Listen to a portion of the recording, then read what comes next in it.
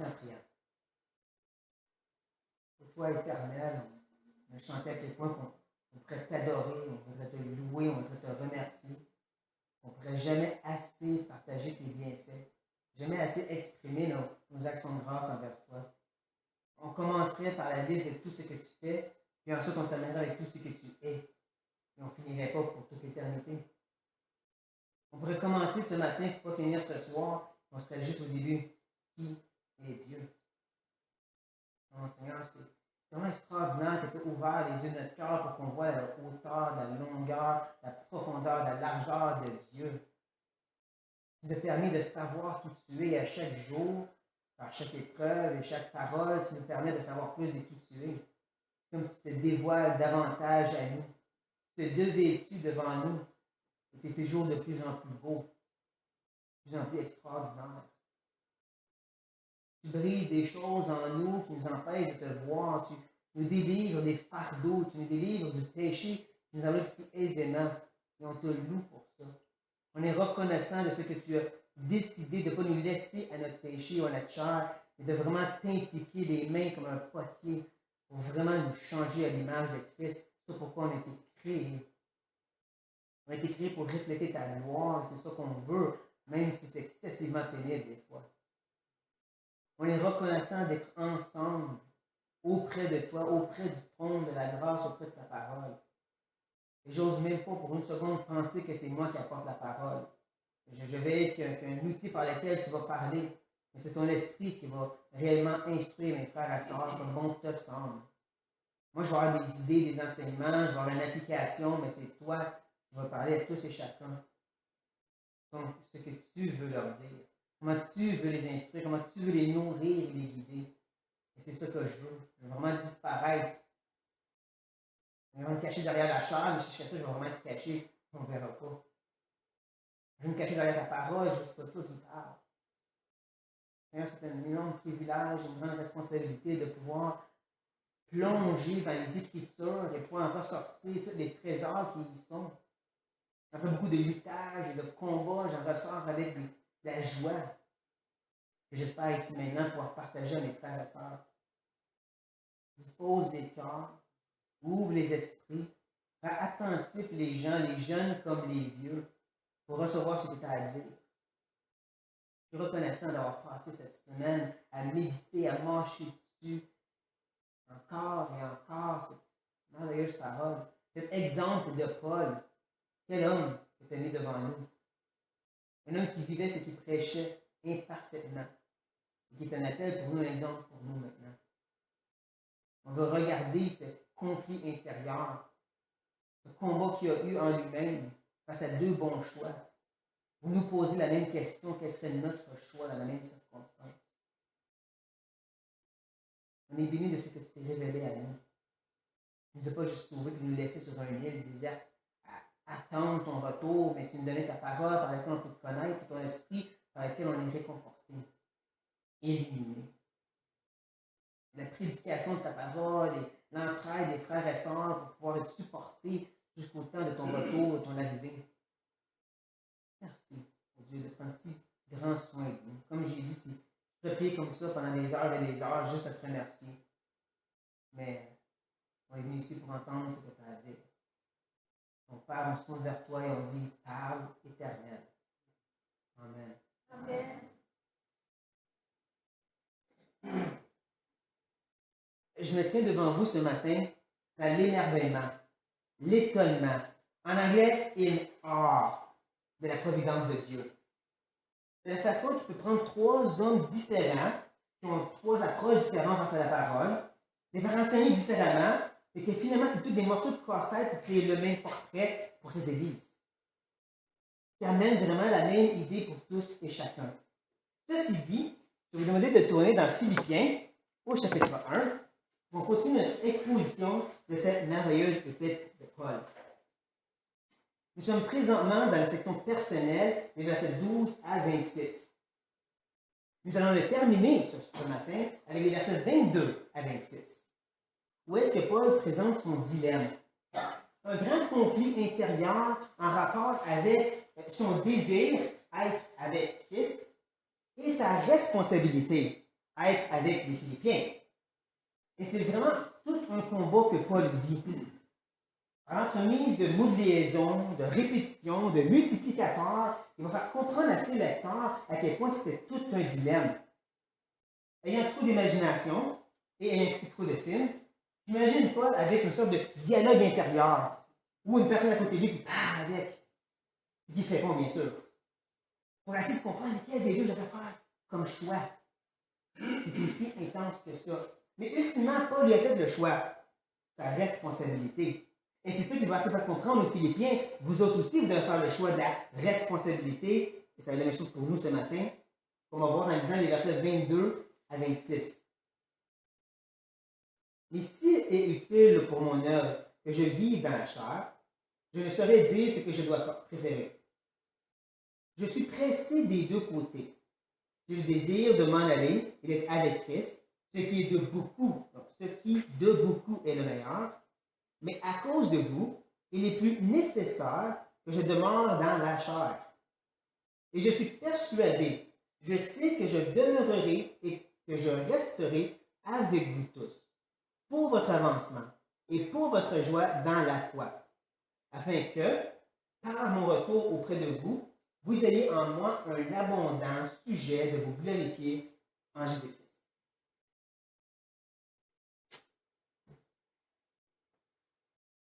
Je pense que vous avez compris que ce matin, on va devoir réfléchir un peu. On va travailler les petits manèges. Je promets de ne pas rendre ça trop pénible pour vous tous. Je vais même me permettre de poser des questions si je vous ai perdu. Je vous demande juste d'attendre que j'ai fini mon explication avant de poser la question. Enfin, j'espère répondre par l'explication. Mais je veux quand même être sûr qu'on ait bien compris ce que Paul essaie de présenter parce qu'il va ensuite nous provoquer à faire la même décision. Il faut commencer très simplement. Le passage en soi peut se séparer en deux. Les versets 22 à 24, c'est le dilemme qui est présenté.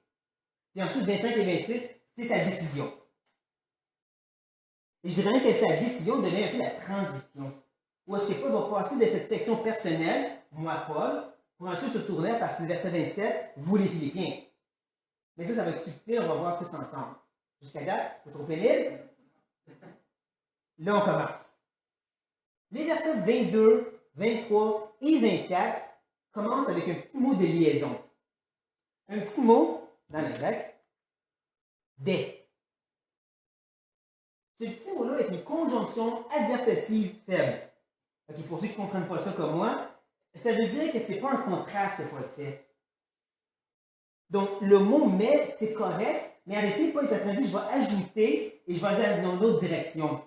Je vais ajouter, mais je vais aussi dire d'autres choses. Donc, des termes comme par-dessus, en plus ou de plus, c'est beaucoup mieux. C'est ça que Paul veut faire. Et par ceci, on peut déjà commencer à voir comment Paul fait un débat. Il dit, il y a cette situation-là, ça c'est un choix. En plus, il y a celui-là. En plus, il y a celui-là. En plus, il y a celui-là. On peut voir comme une balle de ping-pong qui rebondit d'un bord ou de l'autre pour Paul. C'est comme ça qu'il présente son dilemme. Déjà, on ressent que c'était dur pour Paul le choix qu'il avait à faire. Toujours pas pénible? Je dirais même qu'à partir du verset 20 qu'on a vu la dernière fois, Paul a présenté une sorte de balance. Il a dit à la fin du verset 20 qu'il y avait cette certitude que dans son corps, dans cette personne, dans sa vie, Christ serait vu comme méga, comme grand, comme glorieux. Ça, c'est soit dans sa vie, soit dans sa mort. De là, l'idée de la balance. Tu as les deux côtés, tu as la vie et la mort. C'est ça qui est présenté. Et je dirais qu'à partir du verset 21 jusqu'à 24, il a commencé à mettre des poids dans chacun des deux côtés. Pour montrer, je vais choisir. Donc au verset 21, il a dit justement, Christ est ma vie. On comprend, ça va dans le côté vie, ça. Ça va dans cette idée que je vais tellement aimer le Seigneur, tellement vouloir vivre pour lui, que Christ va vraiment être vu comme méga. Un poids de ce côté-ci. Mais ensuite, il a dit, la mort m'est un gain. Donc, c'est une grande bénédiction. Ça va être un trésor pour lui. Oups, c'est un poids du côté mort. Là, pour tout de suite, c'est égal.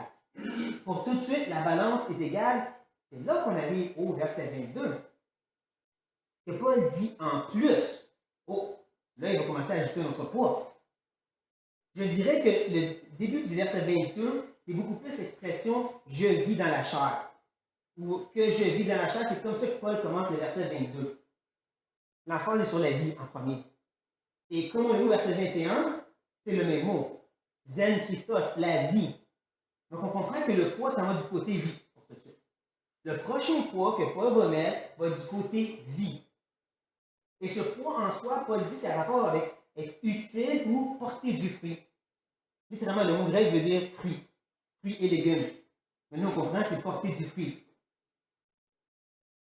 Et il dit, ça va être par son œuvre. Ce qui est intéressant, c'est que dans le grec, il y a plusieurs mots qui veulent parler de travail.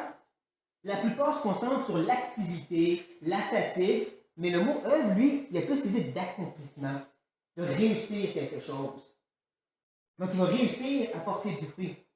Ou, comme on peut voir plus dans la sommaire, mais si je continue à vivre dans ce monde, alors je pourrai encore porter du fruit par mon activité. Il y a vraiment une idée de certitude, Paul. Il comprend que si Dieu me garde ici, c'est parce qu'il va encore m'utiliser. Ça, il y aura un truc très clair depuis le début. Il veut m'utiliser, c'est une garde à terre. Donc, on a un gros poids du côté vie, je vais porter du fruit. Avant de continuer, Paul va vraiment présenter ce dilemme un petit peu moins subtilement. Et il va dire à la suite du verset 22, je ne saurais dire, déclarer, prononcer ouvertement devant tout le monde. Là. Ça va être clair, net et précis qu'est-ce que je vais dire. Ce que je dois préférer. Ce que je devrais vouloir, il ne sait pas. Ce que je veux dire, c'est beaucoup moins subtil. Là. C'est clair, je ne peux pas vous le dire vraiment là, lequel que je préfère. Il n'est toujours pas fini. Parce que rendu au verset 23, il va encore dire, en plus, je suis pressé des deux côtés. Faites le lien. Paul qui vient juste de dire, je ne sais pas déclarer lequel je vais préférer. Il dit, en plus de ça, je suis même pressé des deux côtés. C'est intense, son dilemme. Je dirais même que le mot pressé, c'est son écho. Son, c'est un préfixe, ça l'ajoute, ça amplifie l'idée du mot. Écho, ça veut dire pressé. Donc, c'est pressé ensemble. Ça veut dire quand il prend une table des deux côtés, il veut dire que c'est comme deux murs qui l'écrasent en même temps. Pas un plus que l'autre. Les deux l'écrasent en même temps. C'est intense. Qu'est-ce qui se passe dans le cœur de Paul? C'est intense ce dilemme qu'il a avec lui-même. Jusqu'à ce point, je dirais.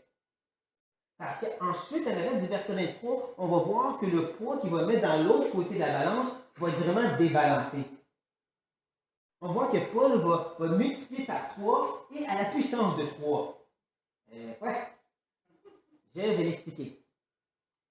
Quand Paul dit « j'ai le désir », ça, c'est le mot « ipitomé ». Toméa, c'est l'idée de désir passionné. Plus souvent qu'autrement, ça a rapport avec les désirs de la chair.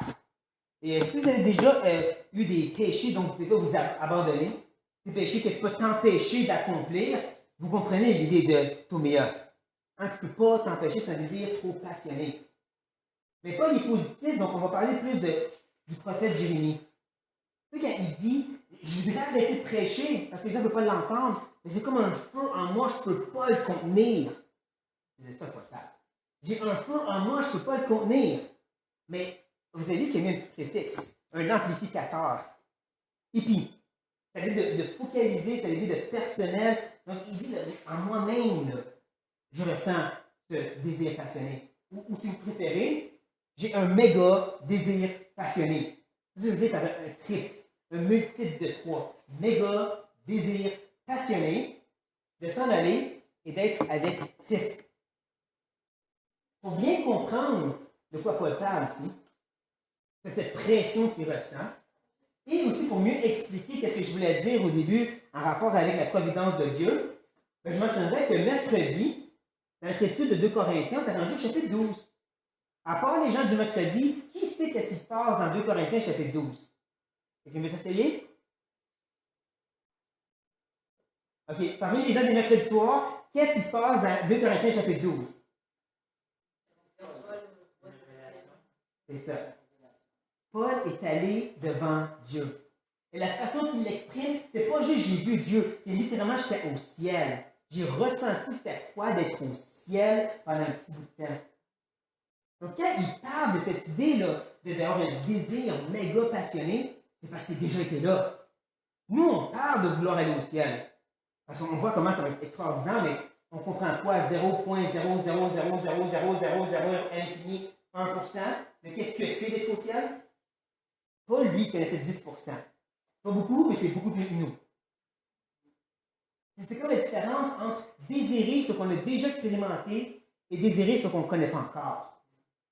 Pour utiliser un exemple assez banal, quand quelqu'un nous parle d'un restaurant, c'est bon là-bas. Non, mais le menu, là, c'est tout extraordinaire. Tu as l'anticipation d'y aller, mais il y a toujours cette réticence de dire ouais, mais moi, j'ai des goûts différents.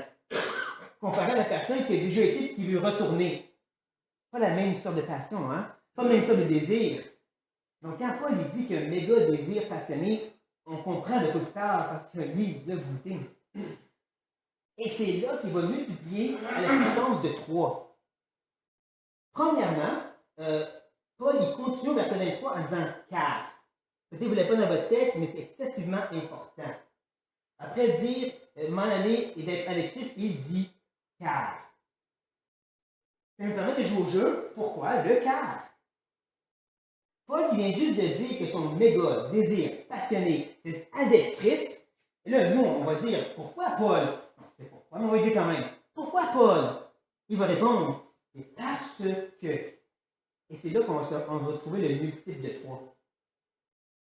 3, le multiplicateur dans le sens des mots comme beaucoup et meilleur. Quand ça l'ajoute à quelque chose, ça. Il y en a 3 en réalité. Le troisième, qui est en tout cas pas dans ma traduction, a l'idée de encore plus. J'ai cherché les autres traductions, je n'ai pas trouvé un qui le présentait. La meilleure option que j'ai trouvée, c'est la parole de vie. Et c'est en effet beaucoup meilleur. Si vous connaissez un peu le français, vous savez que l'expression en effet a l'idée de certitude. J'ai cette certitude que ça va être beaucoup meilleur. Puissance de 3.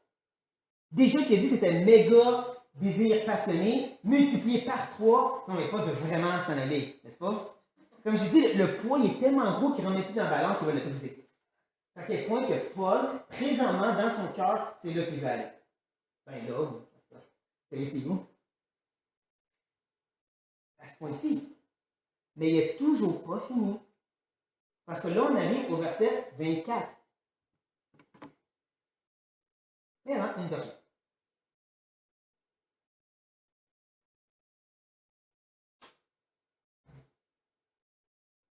Comme j'ai dit, le verset 24 aussi commence en disant en plus.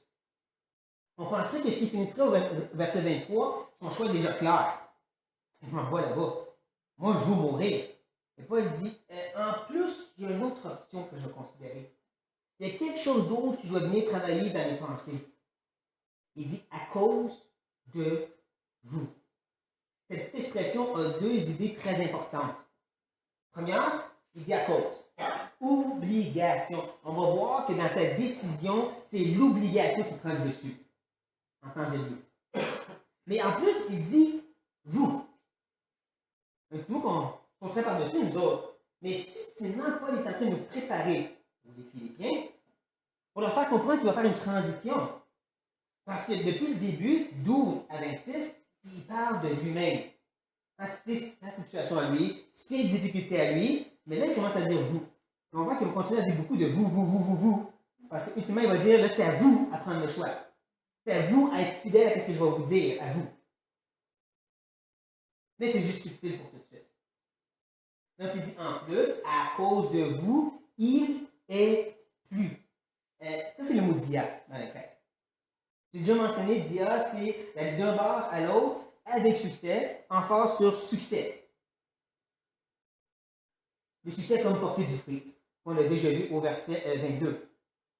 Un succès qui va être nécessaire, Paul dit. Je pense que vous faites la différence, vous autres aussi, hein, entre un désir passionné puis la nécessité. Entre mon cœur, il est en feu pour ça, mais ma tête comprend que je dois faire ça. Pas qu'un est meilleur que l'autre. Mais ça, c'est important qu'on comprenne. Le choix que Paul doit prendre, c'est pas entre l'ange et le démon. C'est entre 2 anges.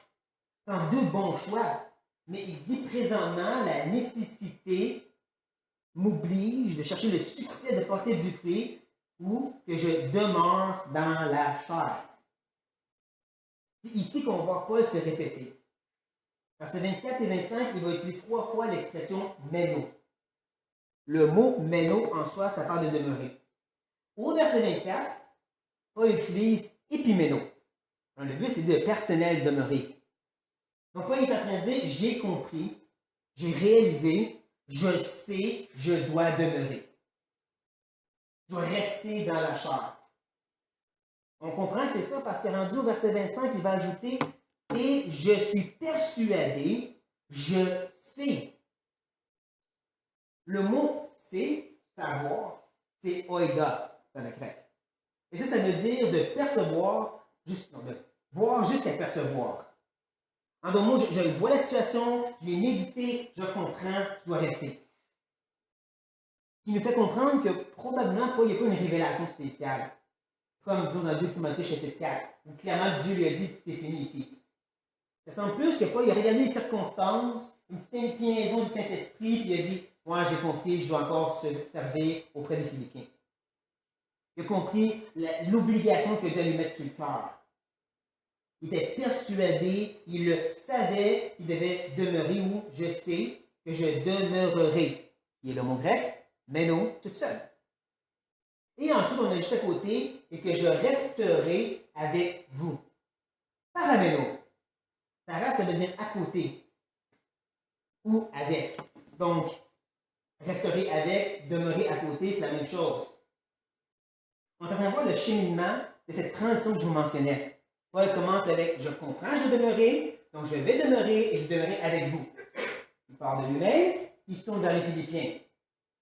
Parce que ça va être à eux de faire un choix.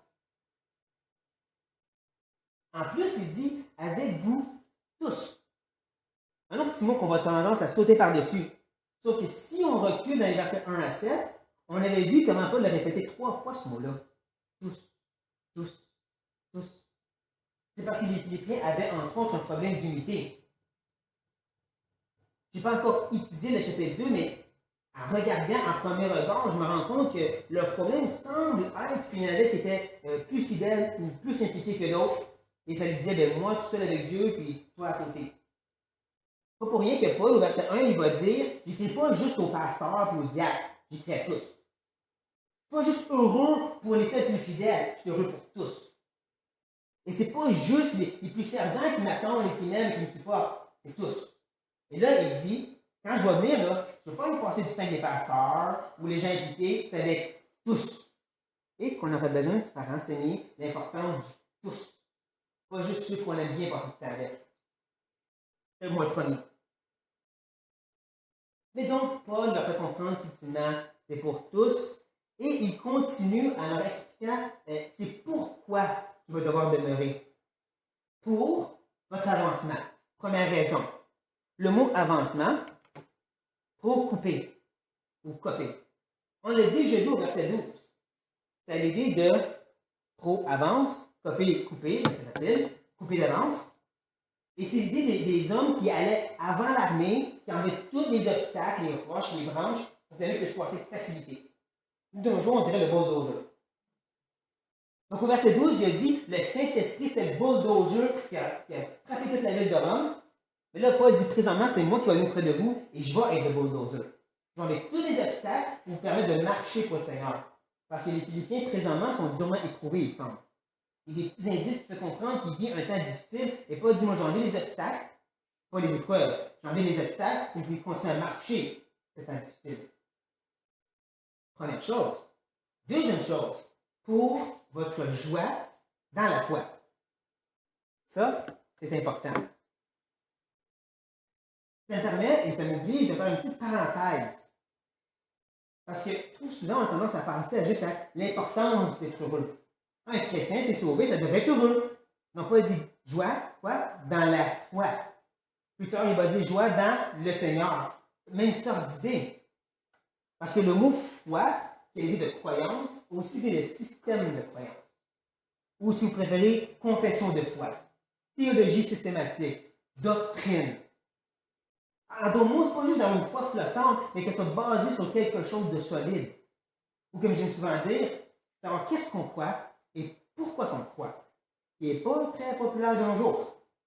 Les gens ont plus tendance à voir la simplicité d'un petit pain, ou au moins utiliser le sujet que ça leur tente, mais d'avoir vraiment toute la théologie.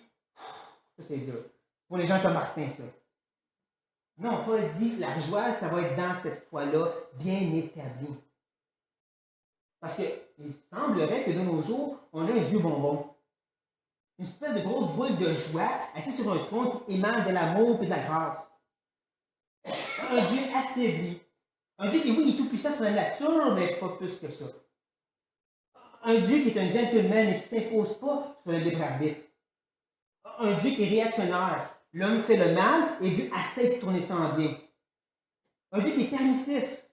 Satan veut faire du mal, il dit, ok, je te permets, mais pas plus que ça, là. C'est pas le Dieu qu'on voit dans la Bible.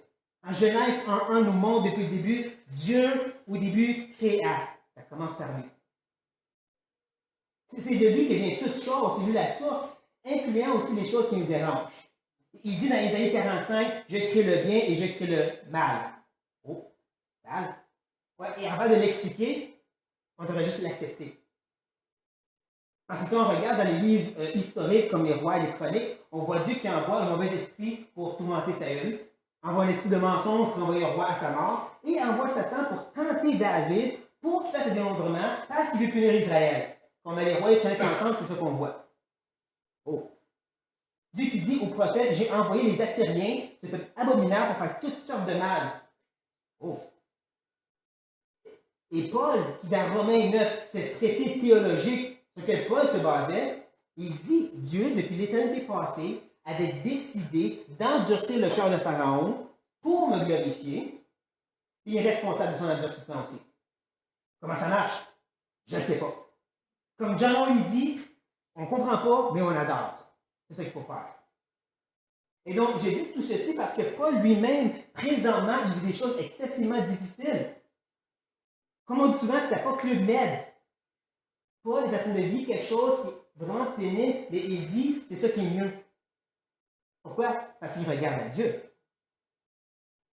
Il dit, il y a des chrétiens qui veulent faire souffrir, mais tout cela va tourner à mon salut. Pas parce qu'il regarde la situation, comment ça va tourner, parce qu'il regarde la personne qui fait la tournure, Dieu lui-même. Nous, on essaie souvent d'expliquer comment est-ce que Dieu peut être parfaitement bon et parfaitement souverain, mais en réalité, on devrait juste accepter et adorer. Parce que c'est ça qui pousse Paul à dire, moi je me réjouis dans la circonstance, parce que c'est à Dieu que je regarde, pas la circonstance. Donc, tout ceci dit, fermons la parenthèse, parce que là, Paul va nous donner le but ultime de sa visite. Le verset 26, il va dire, c'est afin que...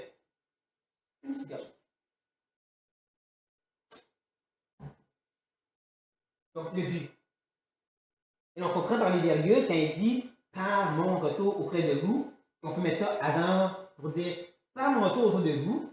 Mon but ultime, ça va être que vous ayez en moi un abondant sujet de vous glorifier en Jésus-Christ.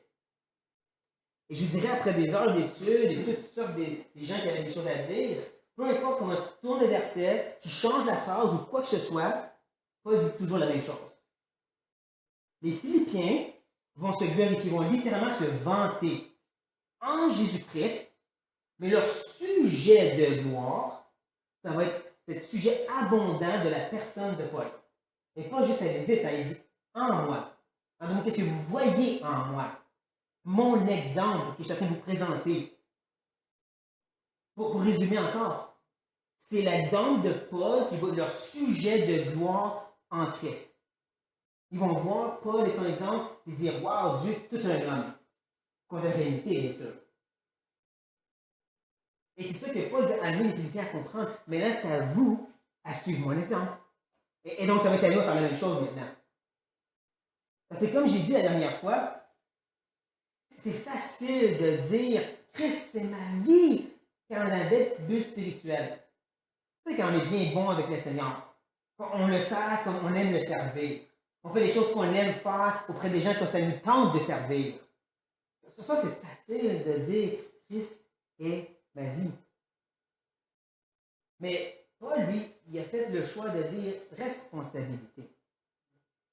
Et pourtant, lui, c'était vraiment Christ, c'est ma vie. Hein? Dans cette église, on a plusieurs ministères. Des bons ministères de musique, auprès des enfants, d'enseignement, et de tout ça d'entretien en rapport au bâtiment. Et là, je vais parler pour moi-même. Oui, c'est un effort, mais j'aime ce que je fais. Et je ne pense pas, je suis sûr non plus, qu'ils pratiquent un ministère qu'ils aiment faire. Ils vont vers les enfants, c'est parce qu'ils aiment mettre les enfants. J'espère. Et c'est pas mal. Le but, c'est pas dire c'est mal. Quand Paul il dit que son méga désir passionné, c'est d'aller avec Christ, c'est bon, je l'ai dit, c'est 2 anges.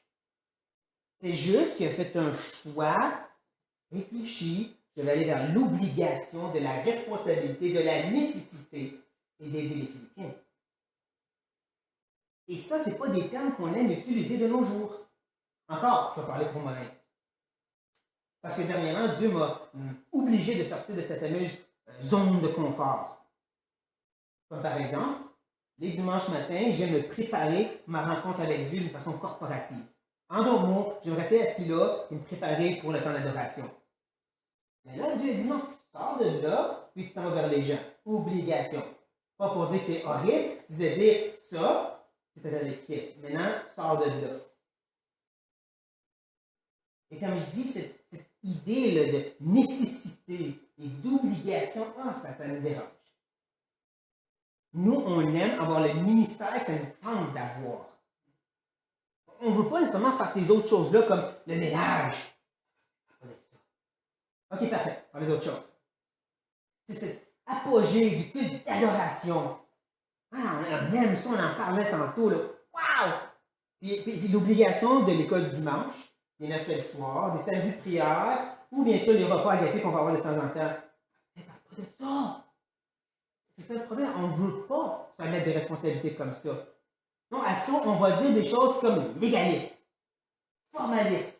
On ne peut pas mettre des jours, on n'est plus sur la loi. C'est Dieu qui guide. Je suis absolument d'accord. Mais est-ce que c'est possible que Dieu est en train de guider puis nous, on s'est bouché les oreilles? Est-ce que c'est possible qu'on est tellement satisfait, qu'on s'est convaincu que Dieu nous guide à faire ça? Pas plus que ça. Arrêtez, t'es en train de crier haut et fort. Là, nécessité. Pour ça, je vais vous lancer un challenge. Je sais, Benoît, il a fait la même chose la semaine passée. Mais, comme j'ai déjà dit, on limite ce qu'on aime, respecte et admire. Je vais arrêter ici, il va venir comme une talate. Mais, mon challenge est simple. Prendre votre cœur, le mettre devant Dieu, puis dire sauve-moi. Ose demander à Dieu, ça se peut-tu, je me suis endurci face aux gens que ça ne me tente pas d'aller voir, ou les choses que ça ne me tente pas trop de faire. En comprenant que Paul, là, son choix, c'était pas avec résistance, résignation ou contrainte. Pas comme s'il traînait les pieds à Philippe, il dit ah, faut que j'aille là. Il l'a fait de bon cœur, ou, comme tu dirais, avec amour. Mais il a quand même fait ce qui était responsable et obligation. Et cette idée de sonder mon cœur, c'est plus quelque chose que ça me tente trop de faire. C'est comme Dieu brise-moi, c'est plus des choses qu'on veut dire, parce qu'on sait que Dieu va le faire. J'aimerais rester dans l'ignorance, comme ça je ne suis pas obligé de faire d'autres choses. J'aimerais rester dans le changement comme ça, puis c'est comme ça qu'il me guide. Parce que le reste, ça ne nous tente pas.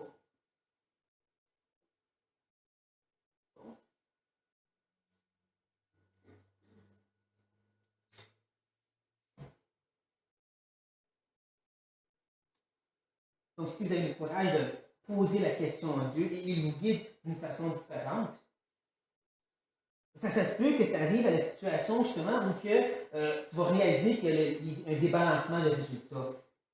Tu sais, je veux dire, d'un bord, dans la responsabilité, on dirait qu'il y a moins de résultats, comme 10%, comparé de l'autre bord, dans la passion de ce que tu fais, qu'il y a 90% de résultats.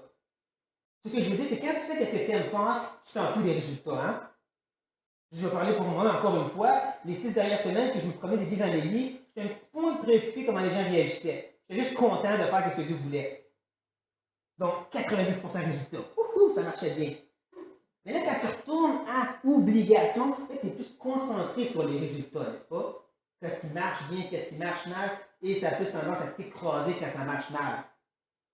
Quand Dieu nous demande des choses qui sont difficiles et pénibles, comme d'aller aider quelqu'un, frère ou une soeur, qu'à chaque fois qu'elle fait un pas vers l'avant, il en fait 10 vers l'arrière.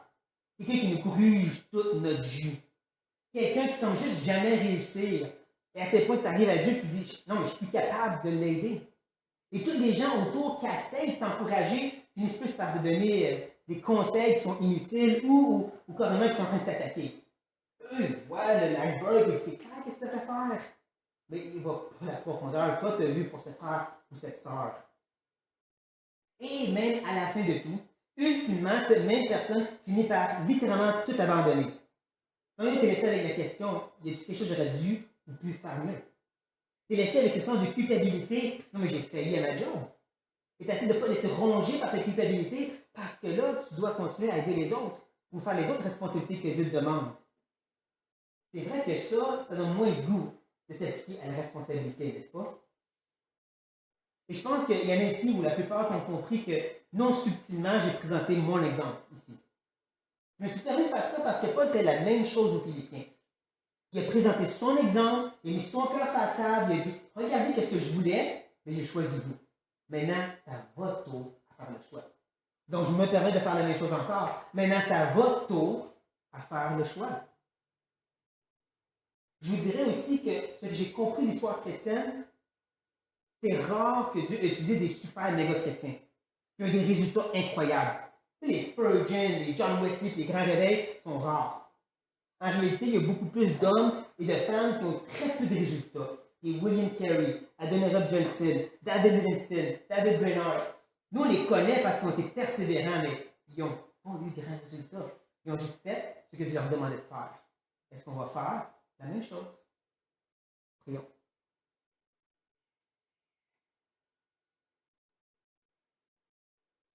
Ô Éternel, avant toute chose, on te remercie qu'on peut être utilisé par toi.